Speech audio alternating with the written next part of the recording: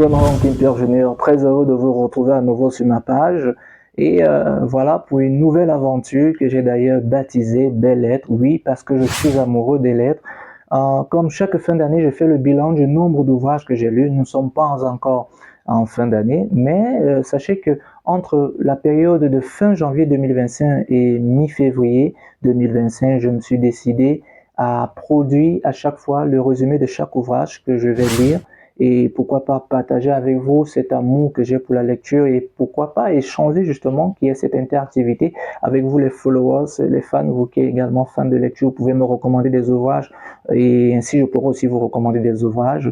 J'ai intitulé ce programme Belles Lettres parce que je suis amoureux des lettres et cela tombe bien, le tout premier ouvrage qui va ouvrir le tout premier numéro, permettez la redondance, de Belles Lettres n'est d'autre que celui de l'aîné Aman Mana, directeur de publication du quotidien Le Jour. Et vous saurez pourquoi le voyage est intitulé J'aime l'odeur de l'encre au petit matin sur le papier. 35 années de journalisme au Cameroun aux éditions du Chabel. C'est un ouvrage que je vous recommande, pas parce que je suis fan de journalisme, mais surtout pour ceux qui veulent se lancer dans le secteur de l'édition, de l'audiovisuel au Cameroun. Ces 35 années sont très bien racontées. D'ailleurs, l'auteur, Aman Mana, invite ici le lecteur à le lire à lire cet ouvrage, permettez ce jeu de mots ou bien cette redondance, à lire cet ouvrage comme un livre ou encore comme un article de presse parce que ce sont ses notes qu'il a pris ça et là ou encore même dans des agendas, vous aurez des coupures à l'intérieur comme par exemple ceci, à l'intérieur de l'ouvrage, vous verrez ces coupures-là et ces quelques images. D'ailleurs, il y a aussi mes notes et des hommages et cela tombe bien. Et ce que vous devez savoir de cet ouvrage, ce que moi j'ai pu retenir de ces 400 pages, ces 40 arrêts, c'est premièrement de la rétrospective, parce que ici c'est raconté à l'ère où on utilisait du dactylo, à l'ère digitale, justement puisqu'on parle digital. Aman Aman donne ici sa définition, voilà, j'ai noté, ce sont mes notes ici, c'est ma fiche de notes, donne sa définition du journalisme et il invite d'ailleurs celui-ci à se spécialiser, parce que lui également s'est spécialisé dans le domaine du journalisme scientifique.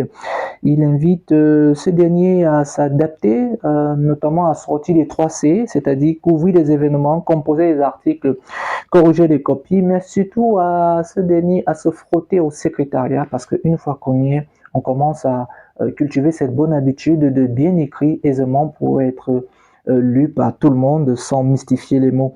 Au-delà également de cette recommandation de la spécialisation, il invite le journaliste ici à sortir de cette assertion, je cite, la radio annonce, la télé montre, la presse écrite explique. À l'aide du digital, vous convenez avec moi que cela n'est plus vraiment à jour parce que tout le monde se rue vers les réseaux sociaux pour avoir des informations et ça, Aman apporte des éléments de réponse assez clairs partant de sa riche expérience.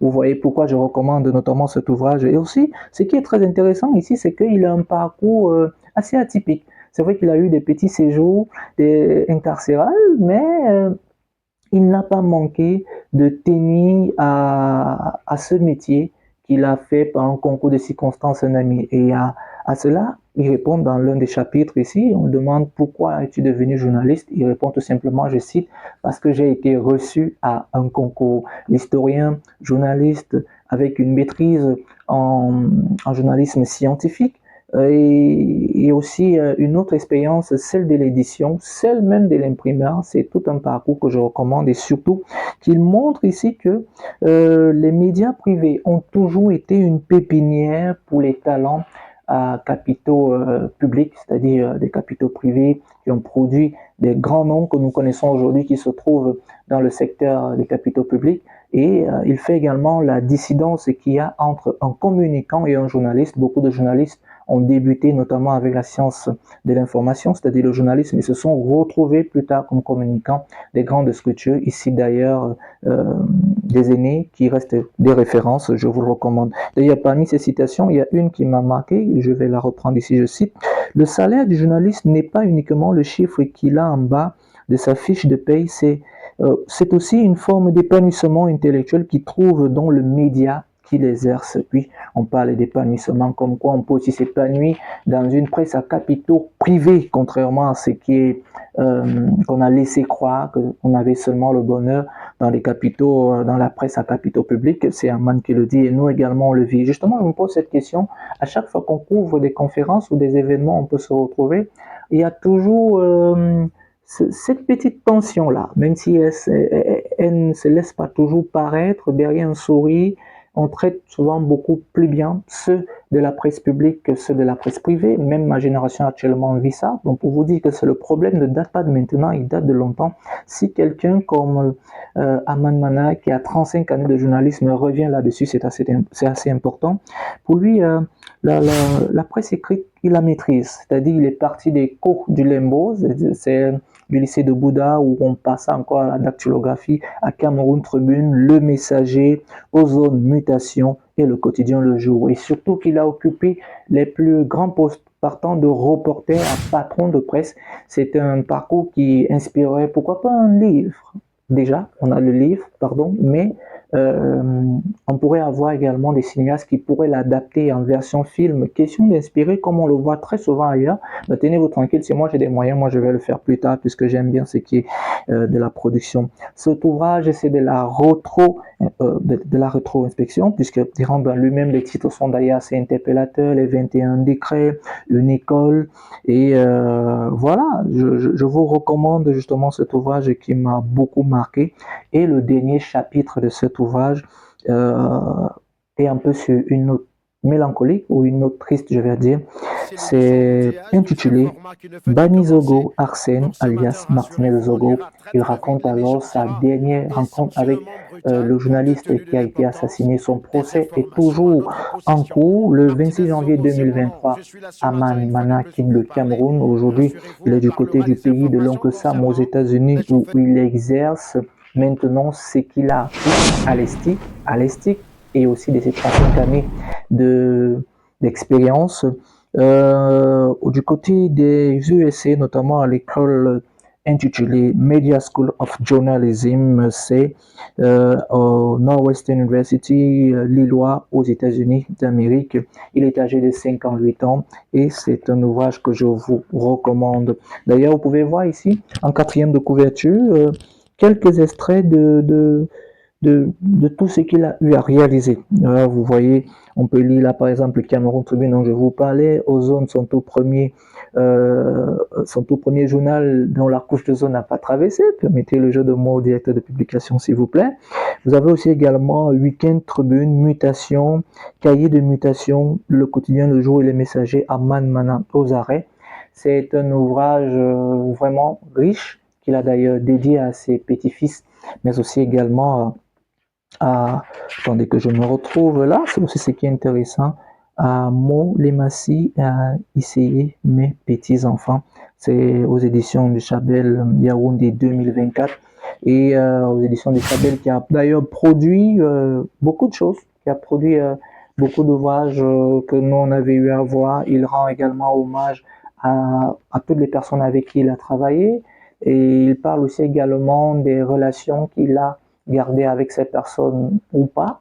C'est ce qu'on vit au quotidien. Il a réussi à le mettre dans un ouvrage et c'est le lieu pour moi de dire merci ici au rédacteur en chef du quotidien L'économie qui mène d'ailleurs bien cette rédaction des mains de maître Hervé Faupas qui me l'a prêté pour une lecture. Lui, il ne l'a pas encore terminé, il prend toujours du plaisir à le lire chaque soir lorsqu'il quitte la rédaction aux encablures de 22h30 par là. Merci, Ray.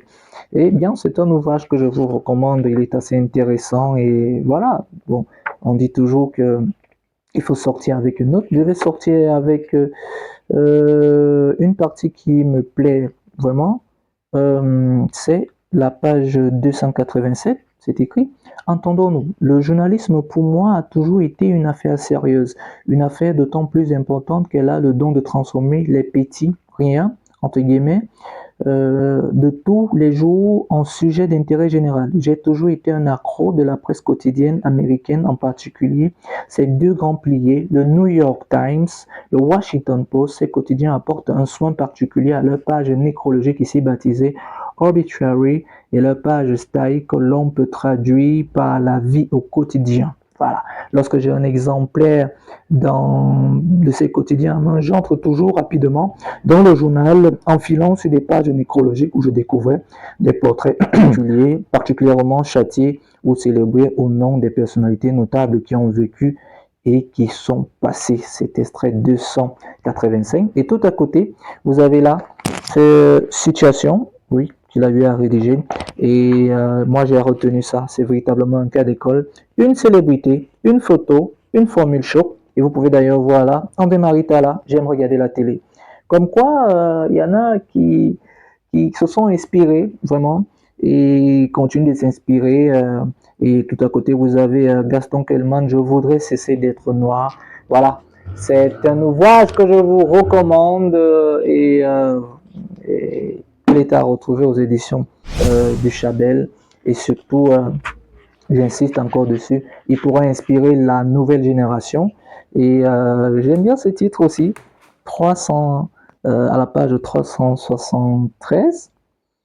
Chabel, un petit champ d'arachide. Allez donc savoir le champ d'arachide, d'où il vient. Donc, je vous recommande ce livre. Et cela tombe bien, puisqu'on parlait de mutation tout à l'heure. Le prochain ouvrage dont je vais vous recommander est celui d'un autre journaliste dont je suis d'ailleurs fan. On l'appelle affectueusement Monsieur Une, Georges Alain Boyomo. Il est intitulé Commentaire, diagnostic d'une société camerounaise en panne. La préface est de Jean-Marie Molo Olinga, postface de Jean-Claude Renaud aux éditions Éclosion, l'avenir du livre. On se retrouve pour le prochain numéro de Belles Lettres où je vous ferai le résumé de cet ouvrage. D'ici à là, prenez soin de vous. N'oubliez pas, je suis ouvert aux critiques et pourquoi pas ouvert aussi également à une recommandation d'ouvrage dont je peux vous faire à ma manière, à moi, le résumé d'une certaine façon. Prenez soin de vous et surtout que vivent les belles lettres. Salut.